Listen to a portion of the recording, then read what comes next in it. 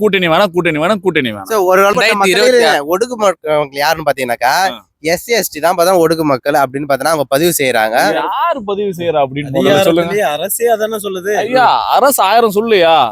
அவங்களுக்கு தெரியும் அவங்க யாருன்ட்டு. மத்தவங்க வந்து போர்ட்ரேட் பண்ணக்கூடாது. இவங்க ஒடுக்கப்பட்டவங்க, கீழே இருக்கிறவங்க, மேல இருக்கிறவங்க கிடையாது. நீயும் சோறு தான் துண்ற, நானும் சோறு தான் துண்றேன்.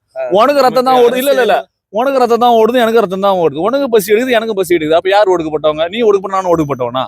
நம்மள போத்தார் ஈக்குவல். நாட்டார் ஒடுக்கப்பட்டவங்க சொல்லக்கூடாது. அது தப்பு. அது மிகப்பெரிய வார்த்தை. அது இப்ப உனக்கு பசிக்கிறா, எனக்கு பசி எடுக்கும். இன்றைய சினிமாவும் நமக்கு அதை தானே சொல்லி. ஐயா அது 1000 சொல்லுயா. உனக்கு எங்க போனுச்சு? இரு ஐயோ அது 1000 சொல்லட்டும். நமக்கு எங்க போனுச்சு புத்தி?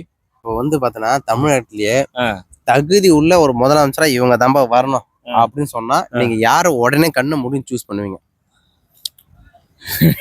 இவ்வளவு கஷ்டமான கேள்வி கேட்டீங்க திடீர்னு. ஐயா நீங்க இவ்வளவு நேரம் போராடி பேசி நிக்கிறீங்க. யார பத்தி பேசுறீங்க? என்ன அவரு வரலாம் ப்ரோ. தலைவர் டிவிக்கு தளபதி வரலாம். டிவிக்கு வரலாம். நீங்க சொல்லுங்க உங்களுக்கு யாரு வரலாம்? எனக்கு தளபதி வரலாங்க.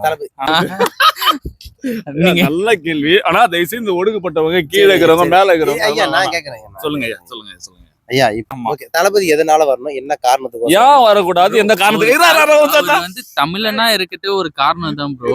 ஏன்னா சின்ன வயசுல இருந்து அவர் வந்து தமிழ்நாட்டுல இருந்து சின்ன வயசுல இருந்து அவர் தமிழ்நாட்டுல நடக்கிற பிரச்சனையை அவர் பார்த்து வளர்ந்தவர். அவருக்கு என்னென்ன பண்ண தெரியும், என்ன பண்ணா என்ன நடக்கும், இது எல்லாமே அவருக்கு தெரியும். இப்போ வரலுமே அவர் வந்து ஒரு விஷயத்த சொல்லி அவர் எதுலையுமே வந்து பின்வாங்கிறது கிடையாது. எதுலையுமே ஒரு விஷயத்த சொல்லிட்டு நான் இந்த மாதிரி நான் வருவேன், இதை பண்ணுவேன் அப்படி சொல்ல பின்வாங்கதே கிடையாது.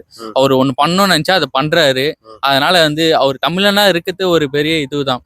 அவரு இவ்வளவு பிரச்சனை அவர் பார்த்துதான் வந்திருக்காரு. ஸ்பேஸ் பண்ணி தான் வந்திருக்க எல்லா பிரச்சனையும் வந்து.